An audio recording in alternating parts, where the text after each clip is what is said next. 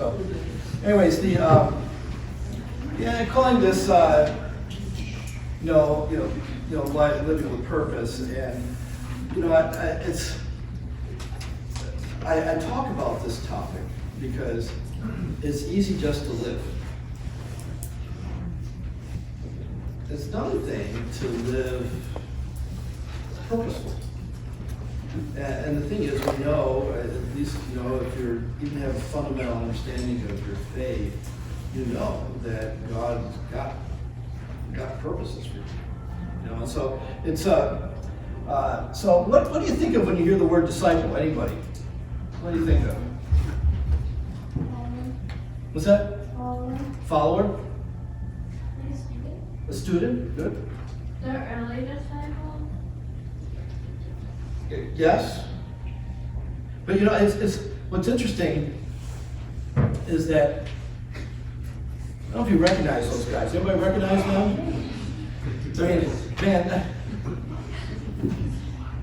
nobody recognizes these guys? Yeah, the Beatles, yeah. Man, don't they look good? I grew up during this age. I was probably 10 years old when that picture was taken. So the Beatles are older than me, okay? Just so, don't anybody say, "Oh, you're as old as the Beatles," because that's not true, okay? So brutal. So, but the Beatles were actually following this yogi guy, not Barrow. That's baseball. But anyways, they became disciples of this guy, and a lot of their music at the late '60s was reflecting that, especially George Harrison, who really became very highly influenced by him. And but these guys were disciples of this yogi. A lot of times we think about disciples, we think of this Eastern Orthodox icon here, Jesus speaking to these 12 guys are all woo, got a halo on, I mean, my students are like this. They have halos when they're listening to me. It's really powerful. I'll just check to see if they had them today. But anyways, but and today, I mean, disciples come in all kinds of shapes and sizes, and genre, colors. But when I think of disciples,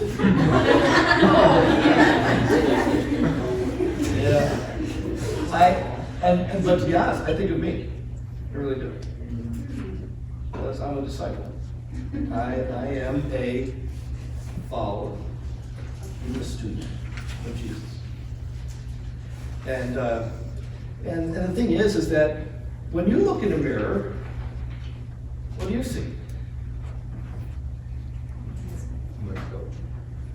And what I'm hoping that you see is a disciple of Jesus.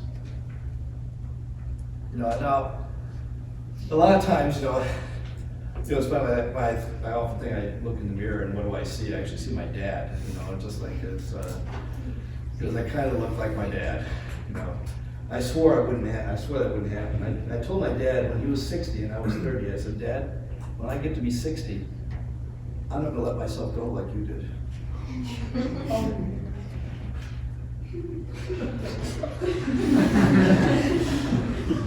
Well, goes around, comes around, what can I say? My dad's gone now, but he was a wonderful, godly man. He loved Jesus. I had a great example in front of me what it was like to follow Jesus. He also had a good sense of humor. I said good, just like mine, in case you're already thinking otherwise. And but when I looked at my dad, I saw a disciple of Jesus. The crazy thing about that is that I pastored churches for 30 years, and then I decided to get reasonable and start working with university students because that was a whole lot more fun. And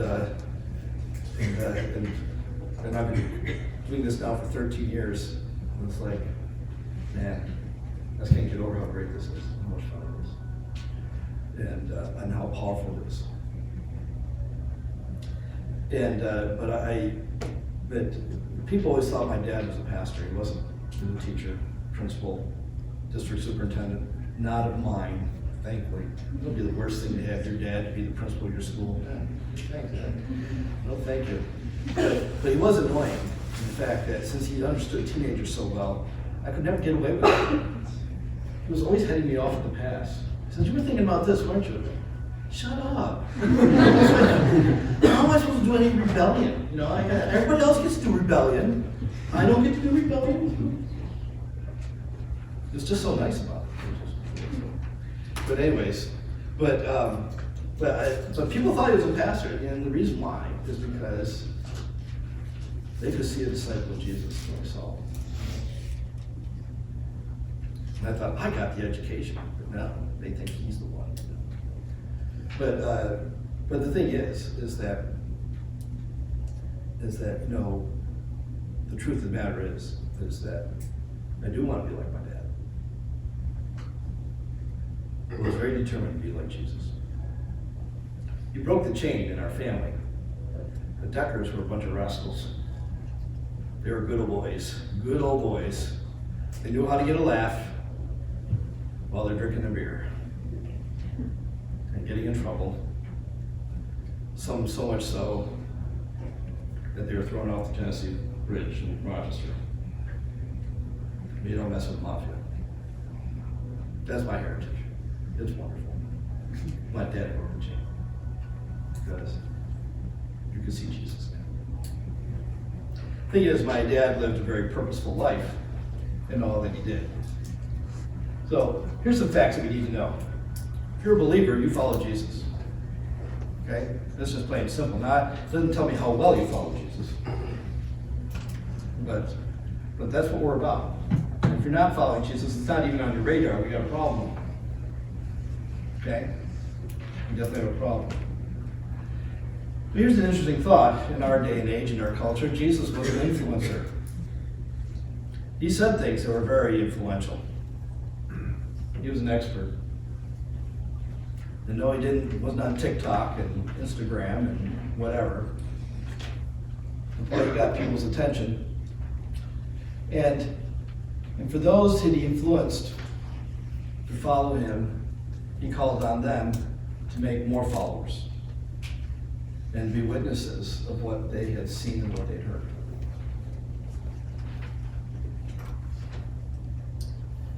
But interestingly, his greatest tool of influence was how he led. And how did he lead? He led with service. He led in such a way that he wasn't interested in being the top guy. Of course, he was already the top guy, so it's kind of unfair to compare. But on the other hand, it makes it all the more drastic in that the way he influenced was to serve, to seek and to save that which was lost, to eat and drink with sinners, with outcasts, people who were not generally welcomed. He served so passionately that on the night that he's going to be betrayed and be sent to the cross, that he washes his disciples' feet. The most unheard of duty in any household. It was the worst task. To wash someone's feet was to clean off layers of dirt and dust and grime and poop. Fun job.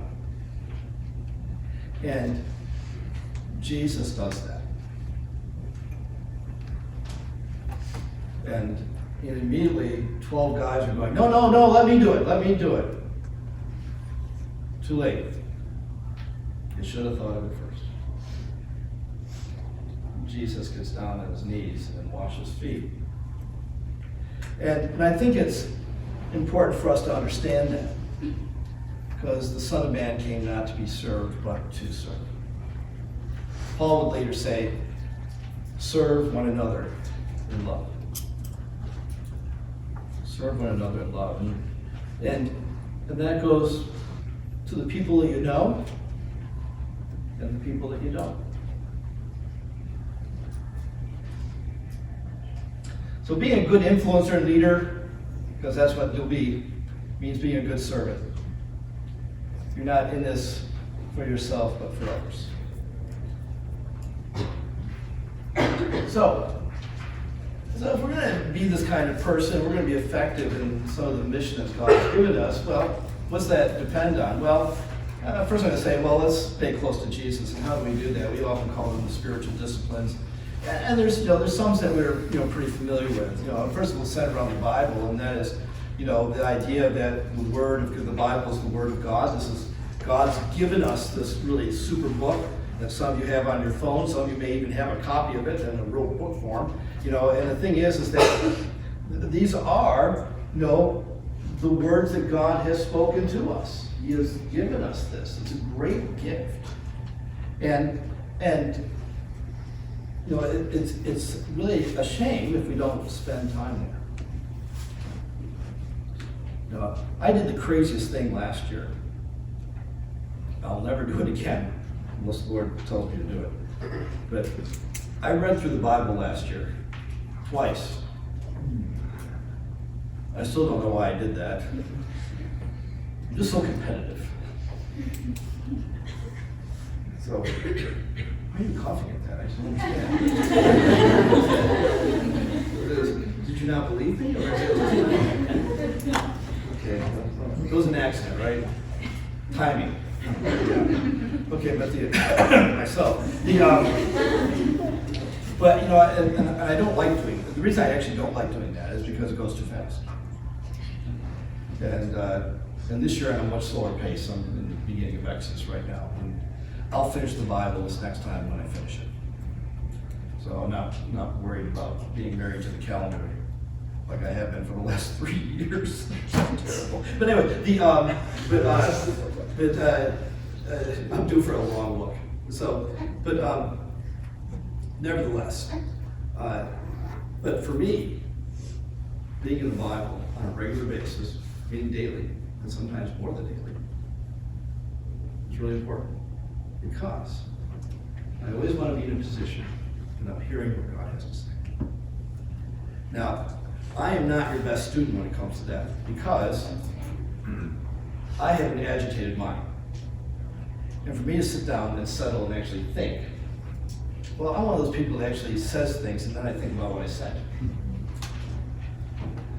You know people like that? I have good company, the Apostle Peter. He and I are just like good buddies. It's like, he was always saying stuff and then we're thinking, you probably shouldn't have said that. I remember one time I said something to my wife that wasn't nice. And as soon as it came out of my mouth, I went, oh no. I was like, oh, please, can I pull those words back? It was like, please let there be a string, pull it back. And she very nicely said, what do you mean by that?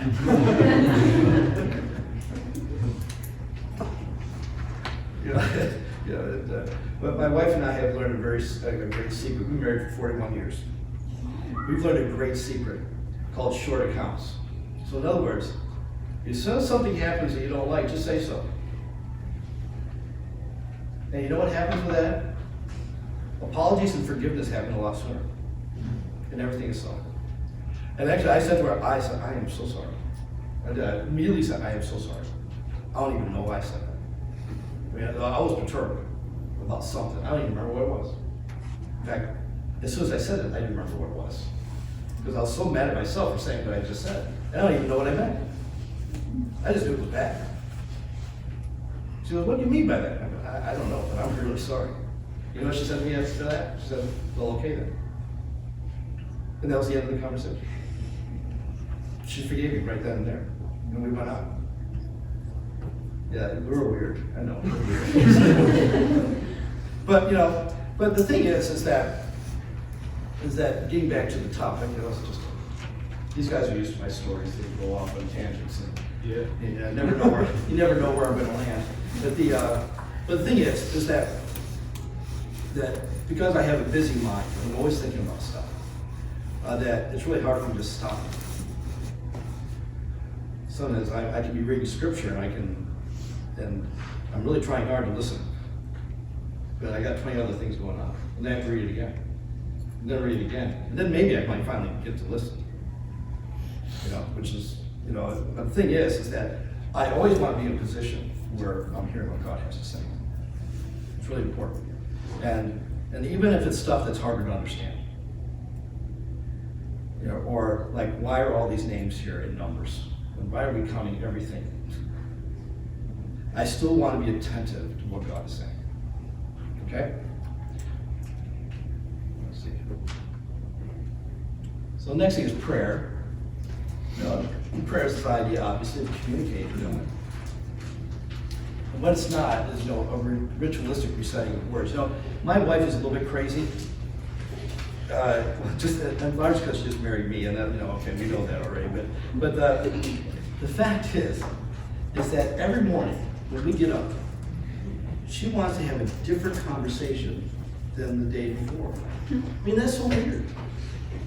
I mean, why can't we just talk about what we talked about yesterday? I mean, she expects something new. And isn't that how relationships work? I don't hear the same old thing. And yet, I would bet that some of you may have a conversation with God that was the same as it was yesterday. You used the same list. You read off the same things.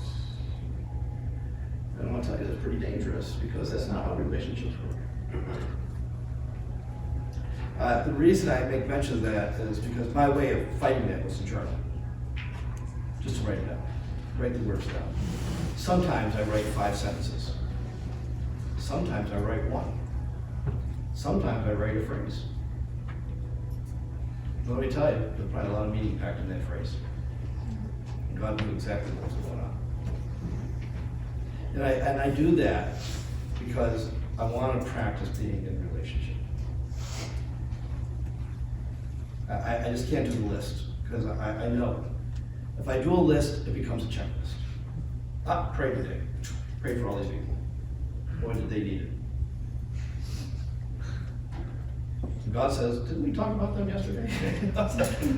Yeah, well, they're still hurting. But anyways, and it's not that you don't repeat things. And it's not, it's not that you don't pray in earnest for people and intercede for them. Not saying that that's wrong. But I think prayer easily becomes something that we just kind of go through and do, rather than mean and be deliberate about it. So spiritual disciplines, Bible, prayer, and I include worship. A lot of times people just stop at Bible and prayer, and there's more than this. But I always think worship is pretty essential. And I think, because I think music is a wonderful gift, and again, it's not that worship just means music.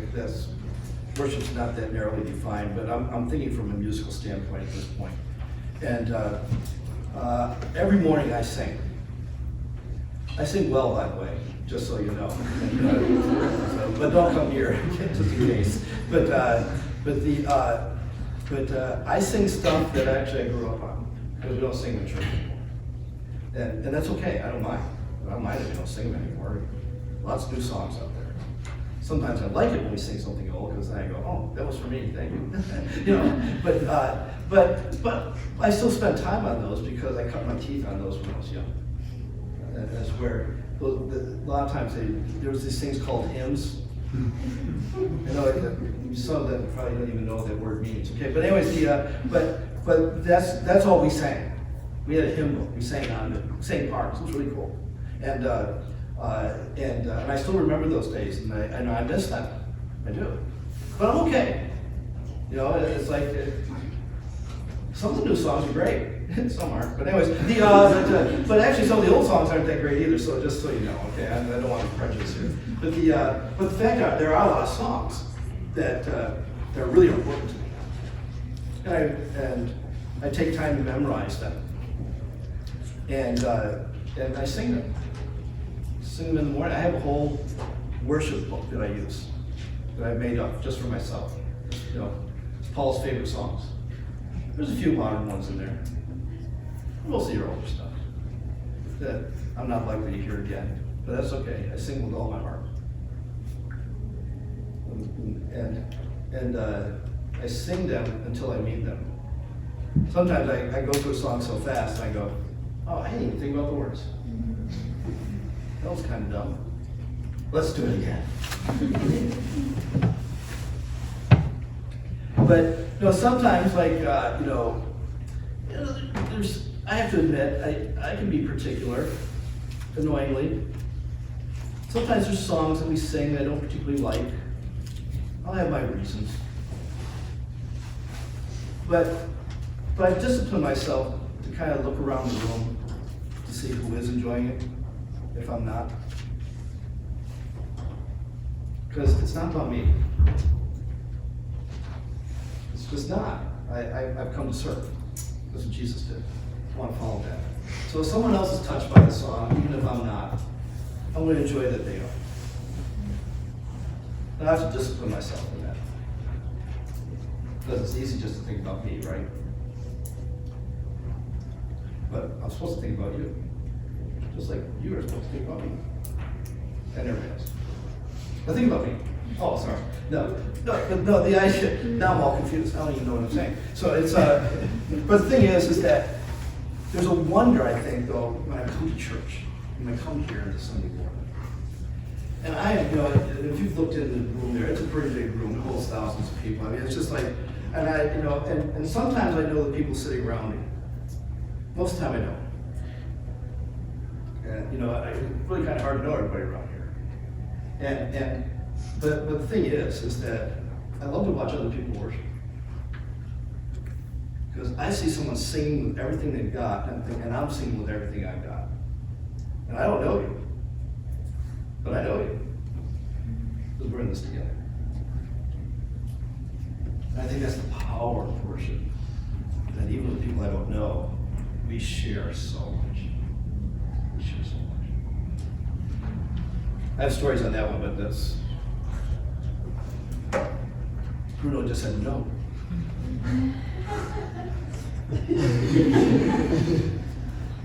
Here's the thing I want you to understand too. I gotta keep moving here. But there's a danger in spiritual disciplines, and that is they can become legalistic. That I start judging myself, and I start judging you about whether you do them or not. And that's a huge danger. And I start thinking, here's the good Christians. They're the ones that are in the Bible every day. They're reading it through in a year, and they spend 15 minutes in prayer, and they enjoy God in worship. They're the good Christians. Oh yeah, check. I can associate with them because I check my list too. We're the good ones, and that's all the others. And it's a completely wrong standard because, well, let me put it this way. The real question is, are you in a relationship with God? It's not about a checklist. It's not, it's not about, I did this and so I'm now spiritual. It's different than that. It's about making relationships work. I'm gonna jump here. I'm gonna go. See, here's a picture of my wife and I. She's so young looking. I don't know how that happened. She's older than me, but the thing is, if I say to my wife, I love you with everything I have. I love you because I have to.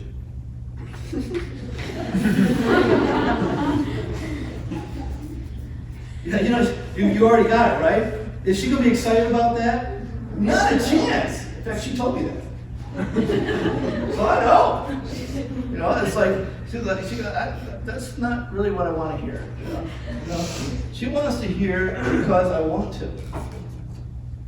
Right? And the thing is, isn't our relationship with God similar? Are you there because you have to be, or are you there because you want to be? Yeah, I know. Also, you're thinking like, you're ruining my checklist. I mean, this really struck me many years ago, but it was like, but I remember it was such a turning point in my life. Because for years, yeah, I kind of wanted to be there, but still it was definitely more of a have to. Because I want to be a good leader, I want to be a good pastor, I want to be a good example. You know, I want to do all these things. You know, I had good ends in mind, but the problem is that I become legalistic in my own mind because it's all a checklist. Did I do it?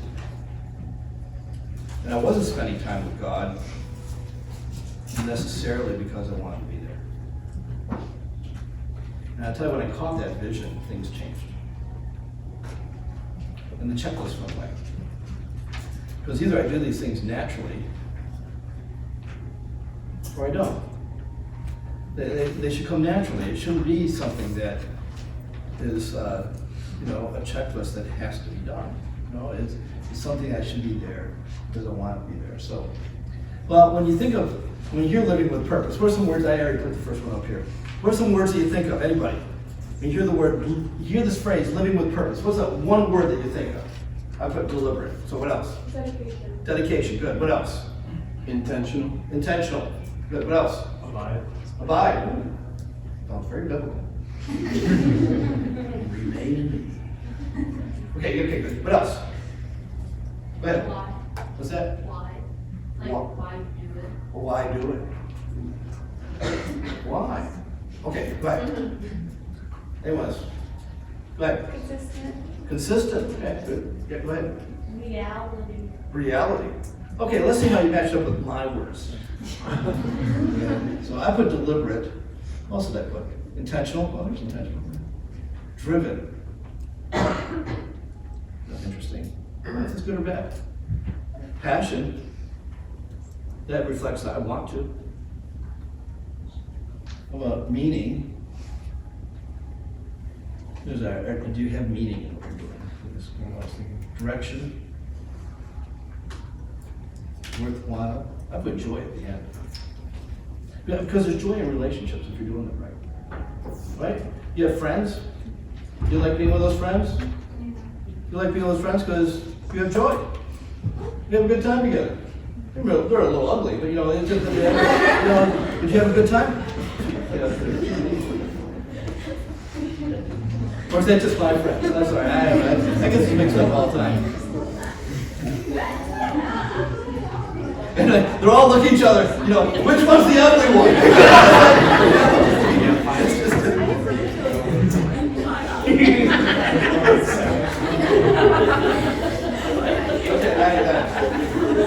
Leanna, stop this. Okay? You're all fine, you all look good.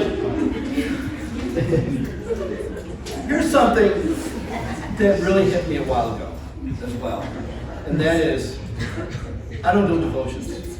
How many of you do devotions? I don't do those. You're going, now, do I think you're a bad Christian because you're doing devotions? Yes, terrible. What is the matter with you? But here's my change of thought in that. My goal is to be devoted to Jesus. I want to be a follower. And so what am I going to do to be a follower? So it kind of changed my, again, I'm not saying doing devotions is bad, okay? Well, not that bad. And but the thing is that I need a different mindset. That my life would be characterized by being devoted to God. And so the more I thought about that, I started thinking, and I actually ran into Jonathan Edwards. Well, not literally, because he's dead. But the fact is that during his pastorate in America during the 1700s, he had this idea of what's called the rule of faith. And he started writing things down about what he wanted to be like and what he wanted to be known for. And that really struck me, because I thought about that too. I think it was one time when I heard a message, or did I give a message? I don't remember. But about that idea of the hyphen on our gravestone. Because what they put on the gravestone is the year you're born, the year you die. But what really counts is everything that's in that hyphen.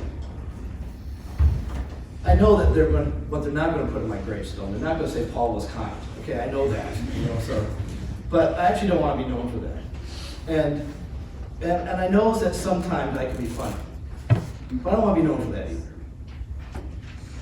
I really want to be known for other things, like being a follower of Jesus.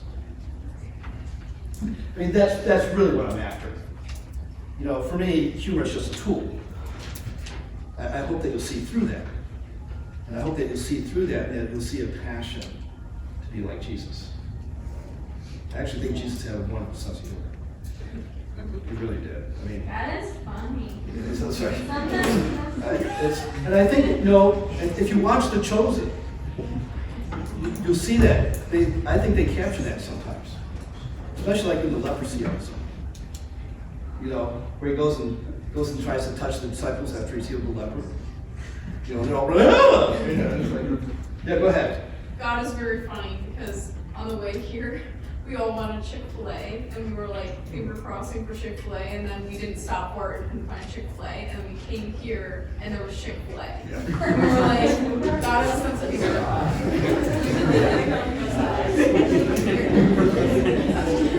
Well, I hope you're happy now.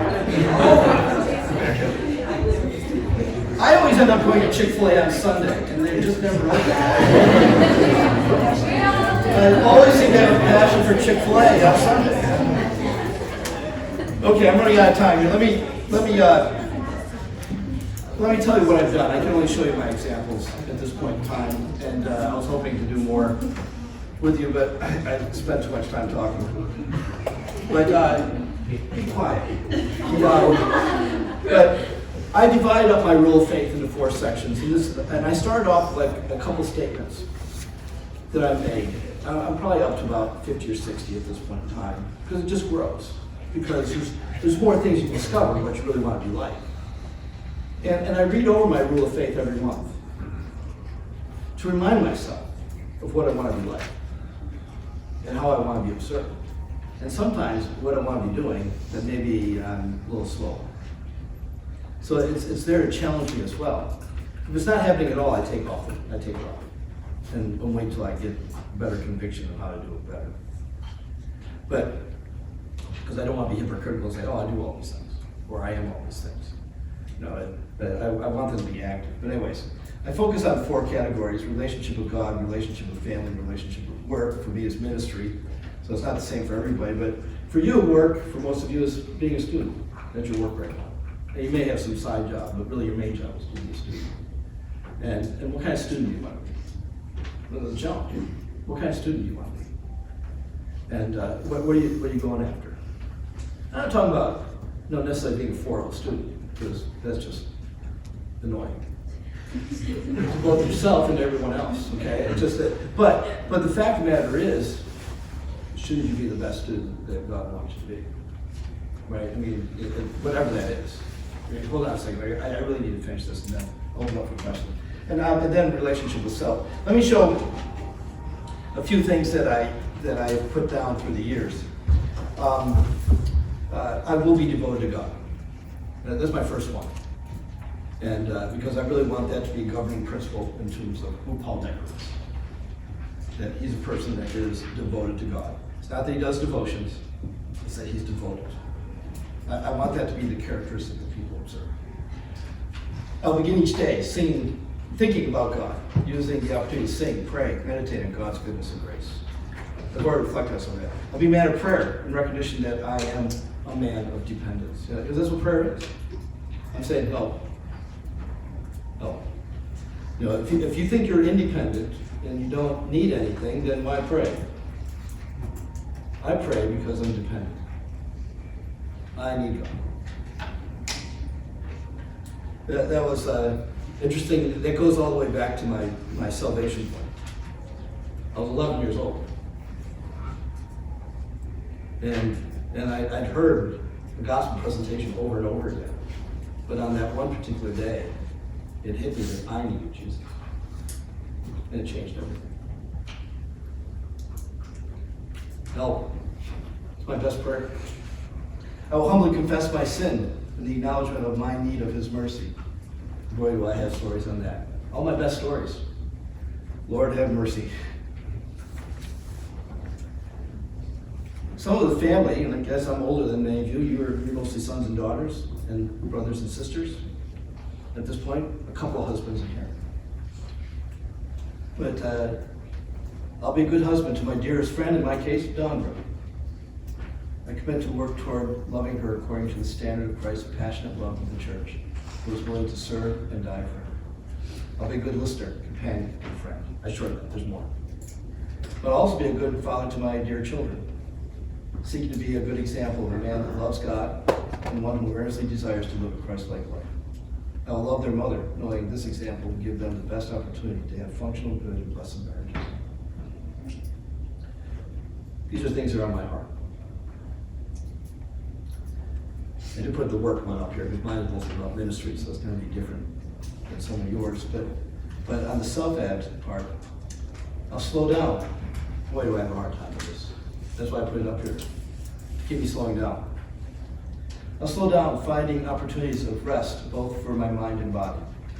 I'll learn to create margin in my life so to be able to appropriately handle stress. I will practice Shabbat, Sabbath. I'll be counseled.